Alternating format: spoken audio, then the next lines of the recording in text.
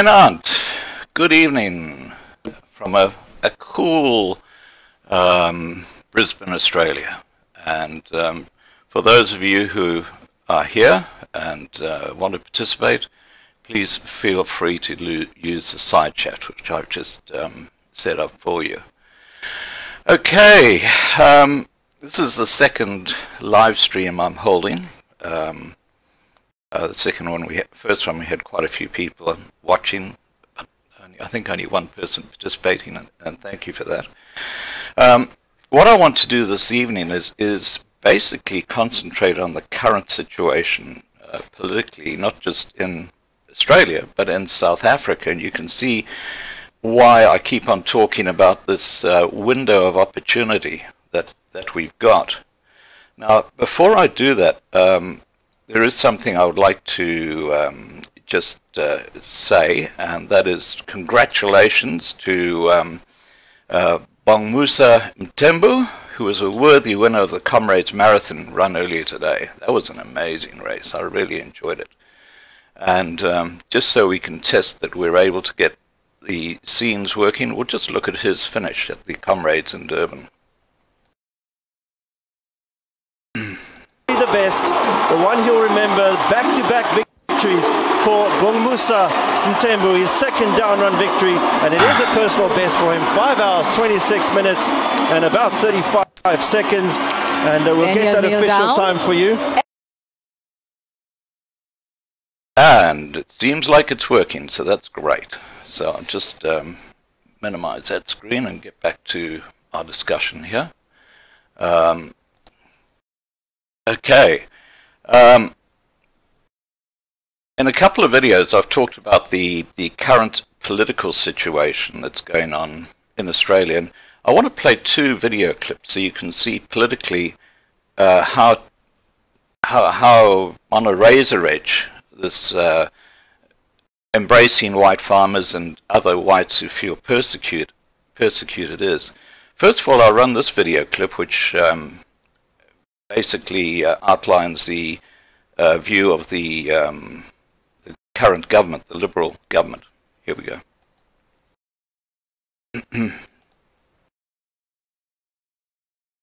The Home Affairs Minister, Peter Dutton, says white farmers are facing violence in South Africa and deserve special attention from Australia. Mr Dutton has asked his department to investigate ways of resettling some of the farmers, possibly through Australia's humanitarian program. Jane Norman reports from Canberra. Well, Peter Dutton says he's seen TV footage and he's read articles that have convinced him that white farmers in South Africa are, in his words, facing horrific circumstances. There are, of course, some reports of increased violence towards white farmers in South Africa, and the South African government certainly is considering laws that would seize land without compensation. So the minister says this is a minority group which, in his words, deserves special attention, and that is what he's asked his department to give them, to investigate ways of possibly resettling some of these people. Now, it's important to note that farm violence in South Africa is a very racially charged issue. It's politically, it's a political issue as well. So it is kind of hard to independently verify a lot of these reports of violence. And the South African government has dismissed Peter Dutton's concerns and comments, saying that its citizens are not in danger. But those concerns do persist, and they're shared by some of Mr Dutton's cabinet colleagues. This is what Trade Minister Steve Chobo had to say a short time ago. Let's be frank, if we see, in this case, people who are being thrown off their land, being persecuted, I've read some harrowing reports of people being shot, of rapes, of all sorts of different things, then I do believe that there's a role to be played.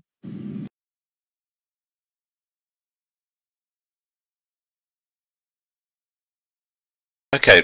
Just to clarify, that's the current Liberal government's perspective on the situation in South Africa right now.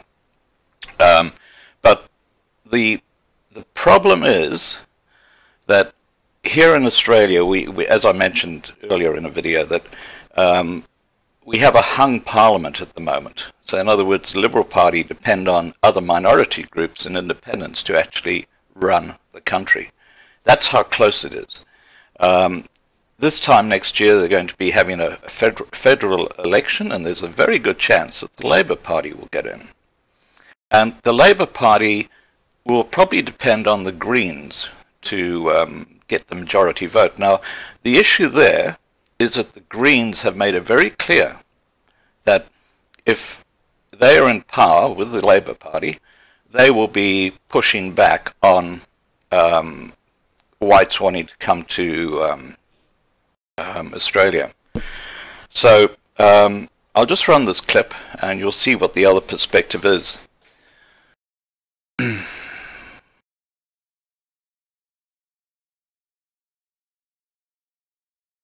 Has ASIO advised you to do this because it will help in the fight against terrorism? Has the AFP advised you to do this? Has anybody who is expert and works on the front line of fighting terrorism said what we need to do is change citizenship laws?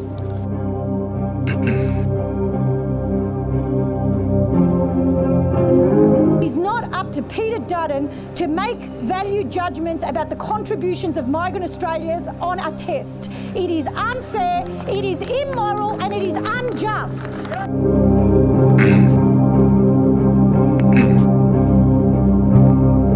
No racism, no fear. Immigrants are welcome here. You look at those questions that they ask in that. Everyone knows they are insulting, they are offensive, they are Islamophobic.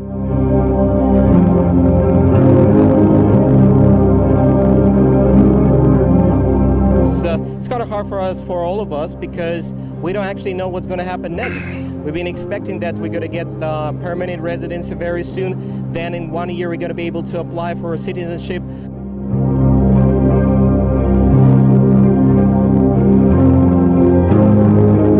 Well, we've had a public consultation underway since 2015, so we've had literally hundreds of people that have provided responses engaged. I'm interested in ASIO and the AFP, because I Well, understand those consultation, those contributions from the public won't be made public, so we won't be able to inspect those. But have ASIO or the AFP advised you that this would be helpful? We know that there was a document that was given to Cabinet that was leaked into the public last year, which found that integration testing, which is kind of what you're talking about here, it's doubtful leads to improved understanding of and adherence to Australian values. That's the advice that you've been given that's on the public record. So I don't understand how you're hitching it to other advice that we apparently can't see that seems to contradict everything we're being told.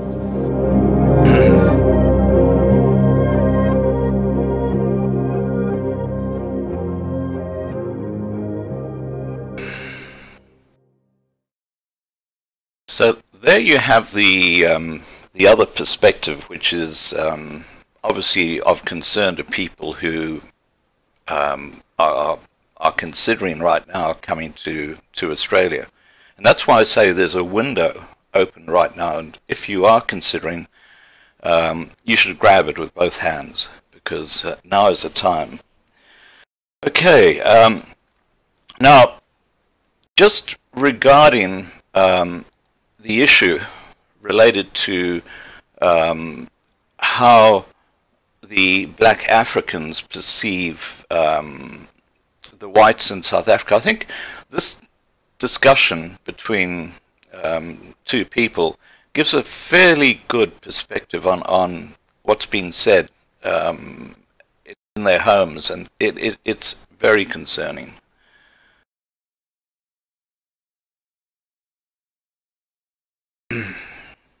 We've been to, and we have been to South Africa. 2005, when I went to South Africa, it was a shame. White people shouldn't be in no parts of Africa, running any African country that way, to where you're oppressing and treating black people like they're, they're second class or third class citizen. As a matter of fact, in South Africa, third class citizen, because the white devils put the colored, people in the middle, and just like in most places, like they'll leave a set of mulattoes in place to oppress the rest of African people.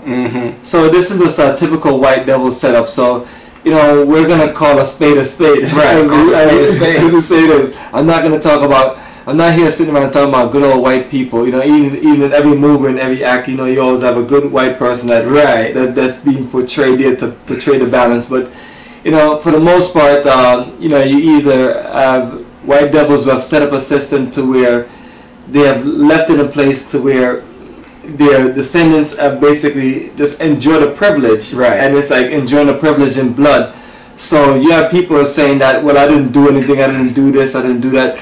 But the thing of it is, white people have never stopped committing atrocities as far as dominating the nation. That's what we call a white domination. This continent right here, Africa, has been dominated and sliced up like a piece of pie and given to all kind of white people, evil, wicked white devil nations in West.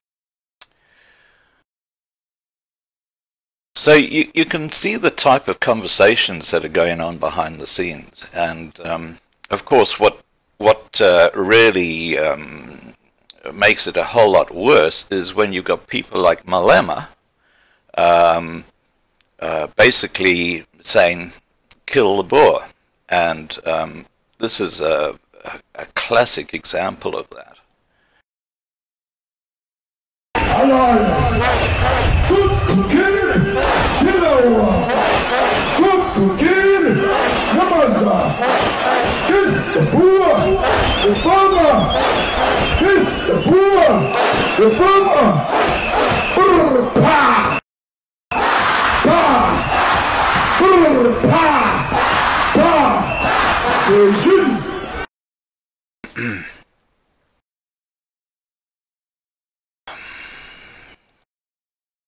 Yeah, that's very disturbing. That you've got a prominent politician doing that, and what makes it even more disturbing is that the EFF have got no respect for Parliament, and that fact is proven out by this short video clip.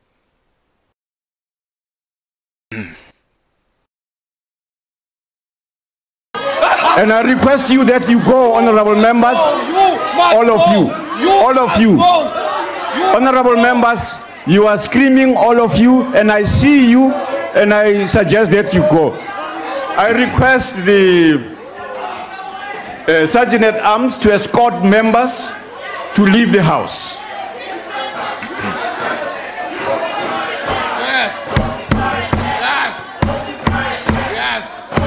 I have requested the Sergeant at Arms. Where is she? Yes. Yes. Yes. Emma, Honorable Shivambo, Honorable Matthias, Honorable Ntlangwini, Honorable Gadi, Honorable Mhlongo, Honorable Mashabela, Yes. Honorable Kaula. Yes. Please leave, honorable members, as requested. If you don't want to, we will request the protection services to assist the Sergeant at Arms to lead the members out of the house. Without compensation, without compensation, without compensation, without compensation, without compensation. You will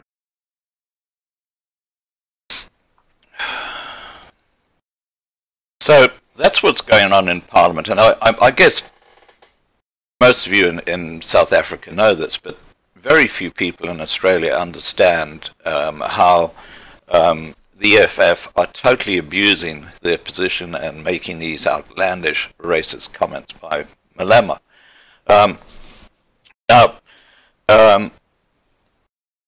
The other issue that you have in South Africa is this one. Again, it's the we are fighting for blacks, and we will win, because no one can defeat a black nation. When we are united as a force, no one can defeat us. Look at the black unity in Parliament when we're voting for expropriation of land without compensation. When the ANC, the EFF, the PAC, the Thermocodis, all of them, the black parties came together. The DA is still crying today. Why? They were defeated by black unity.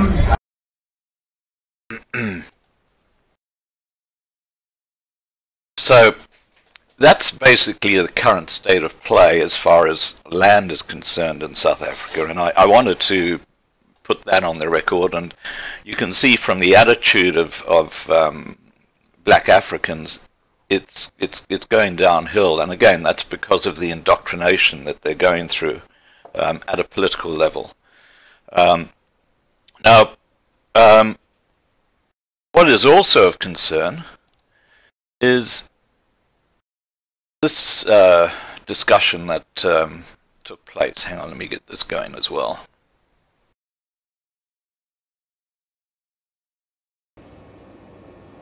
Today, let us close this question once and for all. Let us unite and pay no one for benefiting from the crimes against humanity.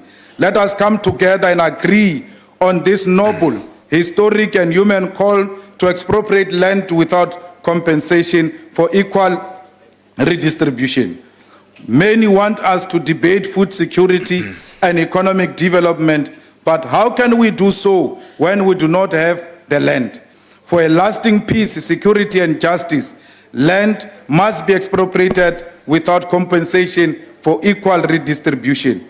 Would have failed those who came before us if we were to pay anyone for having committed a genocide. We cannot thank them for having killed innocent people who were fighting to protect their own land. Honorable Speaker, the ANC unequivocally supports the principle of land expropriation without compensation as moved by the EFF. Honorable Speaker, we may disagree on the modalities, but the principle we agree. There's no question about that. And we are committed.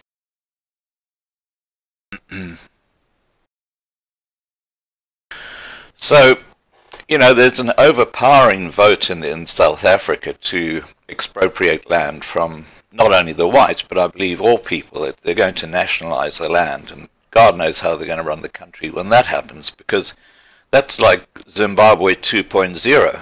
And you know what happened to that country's currency once Mugabe started playing around with white land? It just went in a hole. Now, the other issue that I've been looking at in South Africa is the crime. And according to facts that I've been reading about, South Africa boasts the highest crime rate in the world, the highest electricity prices in the world, the third highest food prices in the world, the highest unemployment in Africa, which is extraordinary, the most expensive cellular rates in the world, the highest number of rapes in the world, and the fourth highest murder rate in the world.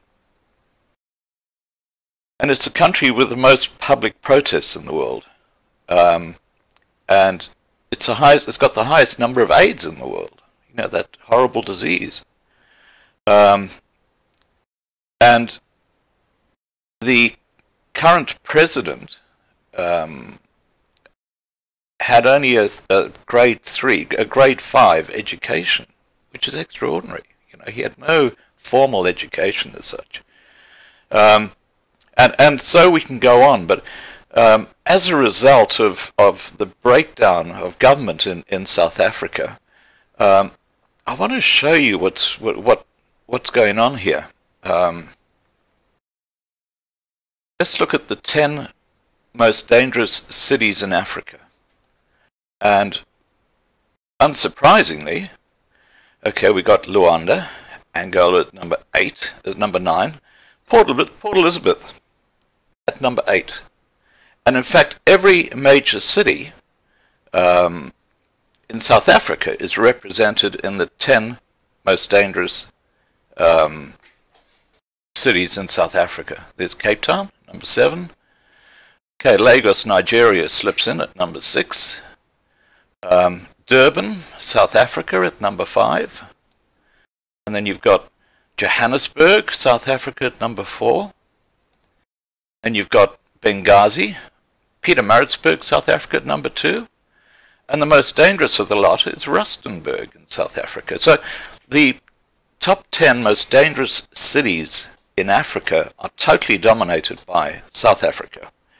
And that should be of a huge concern to people who live there. Now, as a result of the crime rate that's blown out of control, and this discussion regarding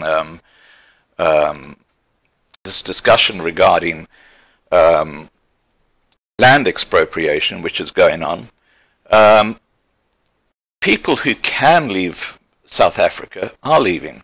And what I would like to show you is a map which shows where all South Africa's skilled workers are going, and they are going. Huge number of skilled workers are leaving, and in this map you'll see that Australia and Canada and the UK are the major beneficiaries of South Africa's brain drain.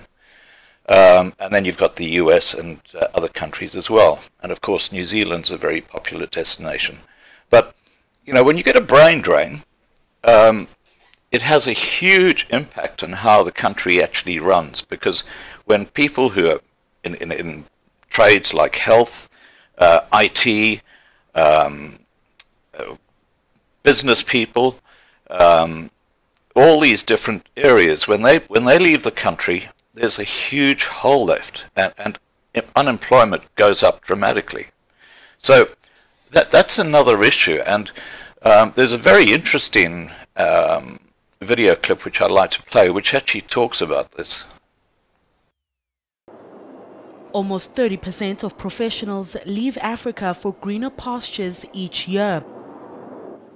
This exodus has been termed the brain drain. According to the World Bank, Nigeria, South Africa, Kenya and Ethiopia are hardest hit, with professionals looking for better career, financial and political climates. The drain takes place mostly in senior management professions such as medicine, engineering, technical and agriculture. Analysts blame the drain in Nigeria to a lack of investment in skills transfer. It's a ticking bomb and it's waiting for us. Invest massively in public works. Invest massively in infrastructure. Where are we going to get the money from? Curb corruption. $20 billion is missing. We know how much we lose to crude oil theft every day. South Africa is working on promoting and retaining talent by tightening migration laws. Exceptional work skill visas have been scrapped and replaced with a critical skill work visa. We're trying to balance between the security needs of the country and the needs of the economy. But such moves could hamper the continent's drive for intra-Africa trade. Mobility of talent within Africa is already complex, and visa requirements and procedures are complicated. Economists say simplifying this could be the first step to retain talent within Africa. Dozo Kumalo, Johannesburg. You deserve to know more. ENCA.com. Okay, and this video also covers the brain drain in a really Here's a very interesting interview. I think it's going to get some people talking. PPS, an insurance company that insures professional graduates' income with a 4-year qualification, has conducted a survey on its clients. The results of the Graduate Professional Index showed that brain drain is a concern for South Africa. This information, it isn't new. Last year, former President Thabo Mbeki added his voice, pointing out that skilled professionals exiting the continent to live and work abroad every year is frightening. Well, joining us now to talk more about this in studio, we've got Mochabi Nomvete. She is the Technical Marketing Specialist at PPS. So nice to have you. Welcome to Morning Live. Thank you. All right, so let's, I suppose, look at the reason why you decided to conduct a survey like this. What made you do it? Okay, PPS itself, like you correctly said in your introduction, is an insurance company that insures specifically graduate professionals. So our target market is your doctors, is your engineers, accountants, lawyers, those types of people. So those are people that we look to insure. And it is in our interest, as well as in the country's interest, to see what are these professionals thinking, especially if you think that those are the skills, or those are the professions, at least, where we say we have a huge skills shortage. So it is important for us to track what are they doing, what are they thinking, and more importantly, what are they planning.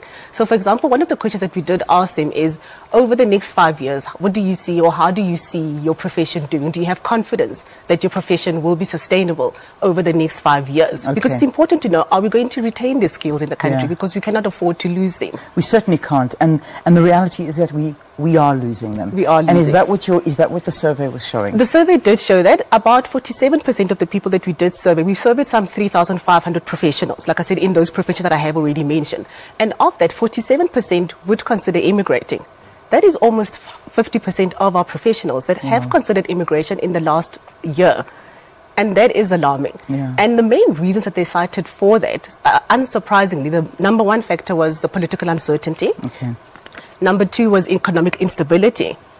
And third, which is still there, I mean, this one has been there for quite a while, was crime itself. So those were the three main factors. So those are the three. So it's the political uncertainty and I mean, crime coming up there is always one of the major concerns. And the future of your children. I think that's also a very big one. People talk about it all the time. As a parent, you would be concerned that I mean, funny enough, one of the other questions, one of the reasons why some of them said they wouldn't consider immigrate is that they don't want to have to uproot their children, take them to a different country and start all over again. But having said that, they would obviously be concerned about what is the future. Do my kids have a future here? Will they have access to quality education? That is a huge concern for them. And especially, like I said, if you think of professionals, most professionals would want their kids to either follow in their tracks or to be professionals themselves in some other field. Yeah. So education is very important to them, and they are concerned about the quality of what are they thinking, and more importantly,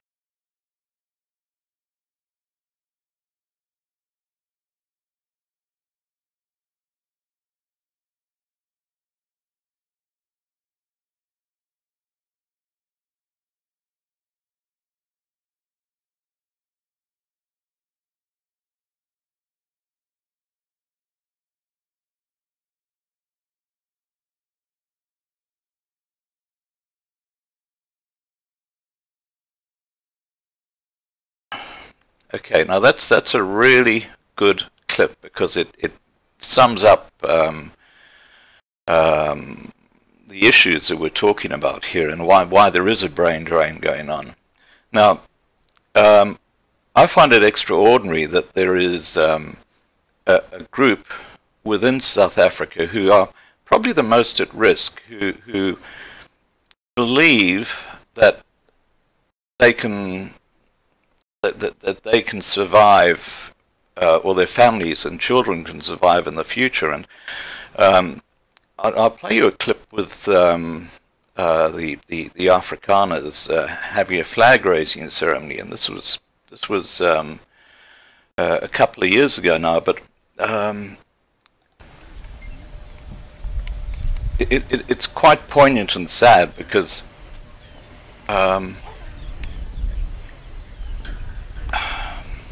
I don't think they'll be able to do this much longer. Volksgenote, aandag. Huis die vlaag.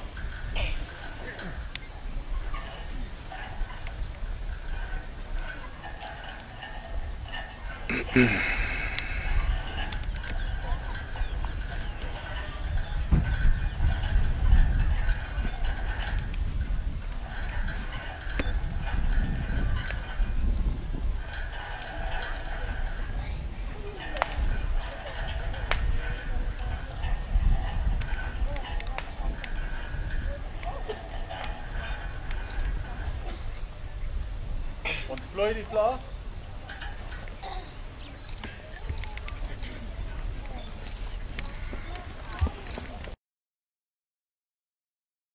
Okay, there you have it, a flag raising ceremony. As I said, I don't think that's going to be happening much longer. Now, I see there are a few people here watching at the moment, and welcome. I know I've discussed issues that you are probably very aware of, but the reason I'm doing this is to give us a base to build on for the next discussion. And what I'm looking at from you is feedback on what sort of people you would like me to bring into the discussion when we have these weekly live streams. So you can either do that on the side chat, and feel free to use the side chat and make your comments, or once I put this video onto my channel, feel free to put comments in there as well, and suggestions as to what you would like to see. Sorry, I'm still learning the ropes of this. What you would like to see, or who you would like to see, the type of expertise and whatever, and I will try and get hold of those people and get them here so that they can become part of the discussion and give advice to people. But I wish you all well, and thank you for being here with me this evening, Johannesburg time, and have a great day. Okay, cheers guys.